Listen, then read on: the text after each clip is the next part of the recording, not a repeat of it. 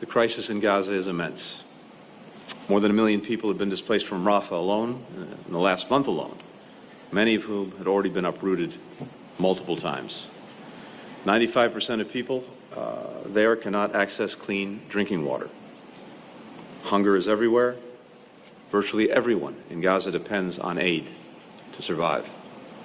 Most of Gaza's sanitation system has been destroyed. Fewer than a dozen of Gaza's 40 hospitals are open. And, as we know and have heard, more than 270 humanitarian workers have been killed. One of those humanitarians was Jamal Abu Kawak, a longtime UNRWA staffer in Gaza who for years was the United States' main local contact, and for many, a friend. He was killed last month after evacuating Rafah. He was looking for shelter for his family. He's survived by his wife and his 4 children.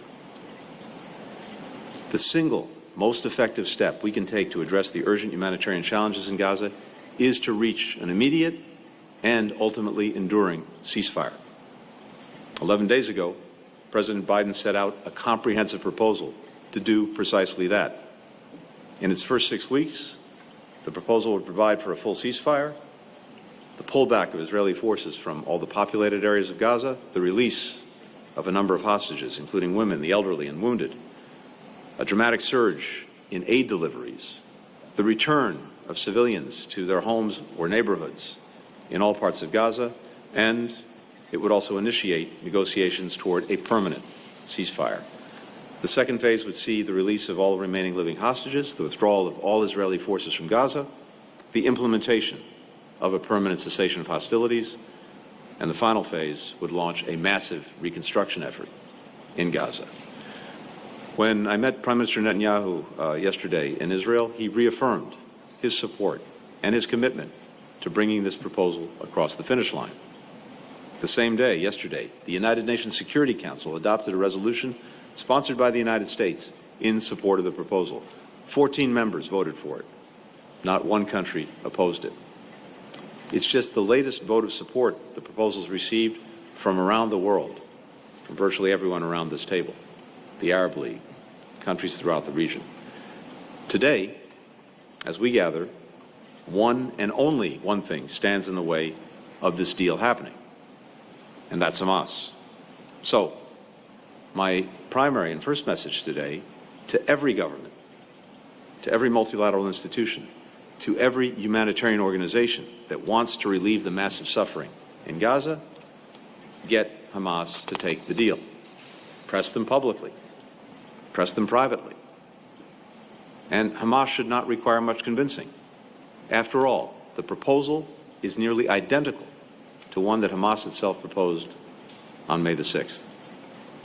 Having said that, we're gathered today because all of us, I believe, recognize the imperative of taking bold, immediate actions to help civilians in Gaza and to do it now. And here are a few thoughts on how we can do that going forward.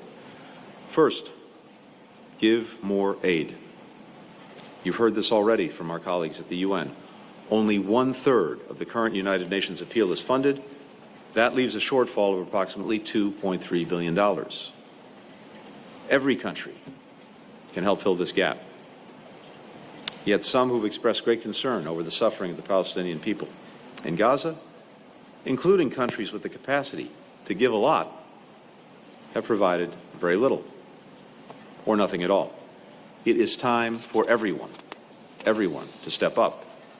And for those who've already given, and given generously, give more. The United States has for decades been the largest single country provider of assistance for Palestinians. Today, I'm announcing an additional $404 million in new aid to Palestinians, in addition to the more than $1.8 billion in development, economic, and humanitarian aid that the United States has provided since 2021. Second, let's work together to ensure that more aid gets into Gaza and, once it's in Gaza, reaches the people who need it the most, by land, by air, by sea. This has been our intense focus since the conflict started. Particularly in recent months, Israel has taken some important steps to open more crossings to address obstacles to the delivery of assistance. But it can and must do more. As we conveyed directly to the Israeli government, it is crucial to speed up the inspection of trucks and reduce backlogs, to provide greater clarity on and shorten the list of prohibited goods, to increase visas for aid workers and to process them more quickly, to create clearer, more effective channels for humanitarian groups to deconflict with IDF operations, to surge life-saving medicine and equipment, to provide everything necessary to repair water and sanitation systems. And Israel must take further steps to reduce civilian casualties, even as it confronts an enemy that started this war with the barbaric slaughter of civilians on October 7th, an enemy that conducts operations from schools, from hospitals, from camps of displaced families, an enemy that cynically hides behind or underneath the people it purports to represent. I think we all know there is no time to waste, given the hell that hundreds of thousands of Palestinians are enduring every single day. 10-year-old Abed lost his parents, his brother, and other family members. They were killed in an airstrike that was targeting terrorists. He said, "When my mom and dad were alive, I used to sleep. Now I can't sleep anymore." There's an acronym that has become increasingly common for children like Abed in Gaza. WCNSF. Wounded child, no surviving family members. 6-year-old Fadi had cystic fibrosis. When the conflict began, his parents could no longer get the food and medicine that he needed to remain healthy. Before he was evacuated to the United States from Gaza, just last month, he was so severely malnourished that his legs could no longer support the weight of his body. 11-year-old Dunya, she lost her parents, her brother, her sister, when their home was struck in Khan Yunis. She said this: "I lost my leg, I lost my family, but I still have dreams. I want to get a prosthetic leg.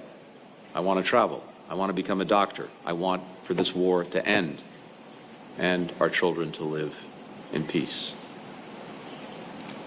These three children, Abed, Fadi, Dunya, and all the Palestinian civilians suffering in Gaza, we know they're not numbers, they're not abstractions. They're human beings, they're children, they're women, they're men, who all want the same things that we want for ourselves and for our loved ones. Just like the people who were murdered in Israel on October 7th, just like the hostages who continue to be held in Gaza to this day. So we all have to recommit to doing our part to ensure that these individuals can not merely survive, but that they can live in peace. They can have their rights respected. They can have an opportunity to realize their dreams.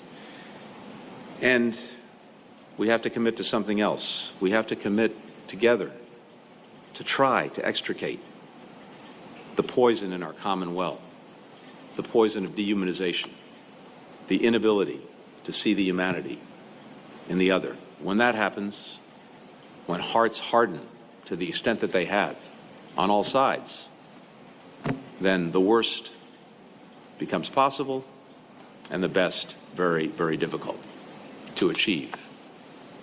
But if we can see the humanity in everyone and commit to do everything we possibly can to uphold that humanity, then everything's possible. So let's do more than just call for a better future for Palestinians and Israelis. Let's help build that path